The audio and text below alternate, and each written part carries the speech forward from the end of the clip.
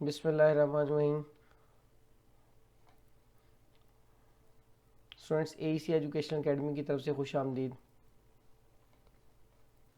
ये लेक्चर आपकी खिदमत में doctor Shahbaz Saeed, principal AEC education academy Faisalabad की तरफ से पेश किया जा रहा है। मैं उम्मीद करता हूँ कि आपका दिन बहुत खुशगवार गुजर रहा होगा और इंशाल्लाह आने वाला दिन भी खुशगवार गुजरेगा। तो आइए अपने टॉपिक की तरफ बढ़ते हैं। ये लेक्चर फर्स्ट ईयर की बुक फिज़िक्स के चैप्टर नंबर 2 से लिया गया है और ये फिज़िक्स की बुक का 6th लेक्चर है और टॉपिक जो है वो न्यूमेरिकल 2.3 है। तो आइए अपने टॉपिक को शुरू करते हैं। न्यूमेरिकल की स्टेटमेंट पढ़ते हैं। What is the unit vector in the direction of the vector A is equal to 4i plus 3j। यानी हमने यूनिट वेक्टर मालूम करना है। यूनिट वेक्टर से क्या मुराद है? एक वेक्टर के दो कंपोनेंट होते हैं। कोई भी वेक्टर हमारे पास मौजूद है, फर्ज करें एक वेक्टर ए है, इसके दो हिस्से होंगे।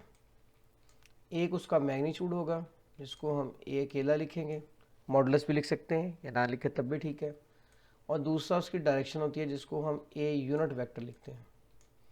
तो आपने ए यूनिट वेक्टर जो है ये फाइंड आउट करना है। A unit vector find out करना है आपने।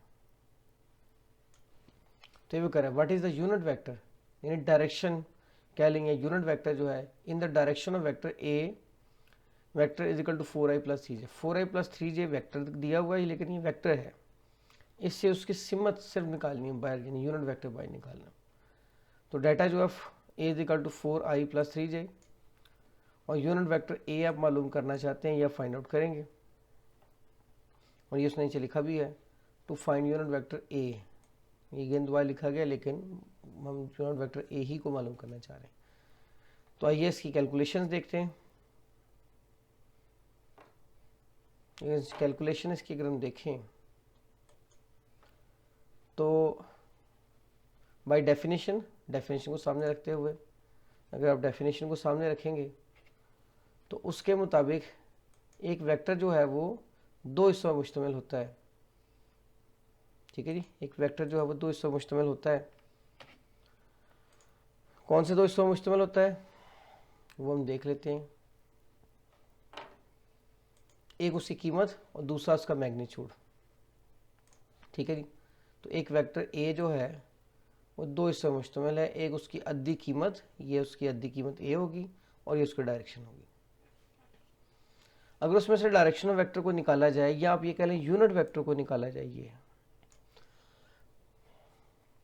तो वेक्टर को उसके मैग्नीट्यूड पर डिवाइड करना पड़ेगा। अब इसके लिए हमें वेक्टर का मैग्नीट्यूड चाहिए और वेक्टर का मैग्नीट्यूड जो वो पाइथागोरियन थ्योरम से निकाला जाता है। पाइथागोरियन थ्योरम ये होता है कि हाइपोटेनस का स्क्वायर बराबर है बेस के स्क्वायर के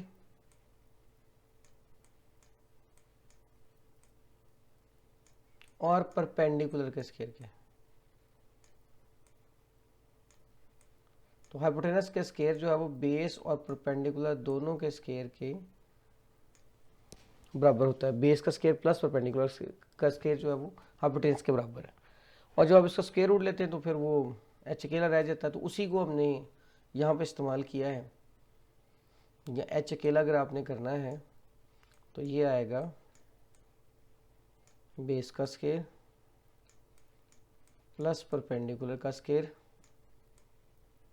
और इसका अंडर रूट। इसी फार्मूले को हमने इस्तेमाल किया, A is equal to under root A X का स्क्वायर प्लस ए वाई का स्क्वायर। अब यहाँ पे ए एक्स पे अपने ए एक्स की वैल्यू पुट करनी है, तो उस फार्मूले के तहत या ए की जो कीमत दी हुई थी, ए एक्स की वैल्यू 4 थी तो 4 का स्क्वायर प्लस ए वाई की जो वैल्यू थी वो 3 थी, क्योंकि उधर हमने कहा था 4i प्लस 3j ये वेक्टर की कीमत थी। तो इसी में से हमने जो है वो x और y कंपोनेंट की वैल्यू को निकालना है। ये a वेक्टर के बराबर है।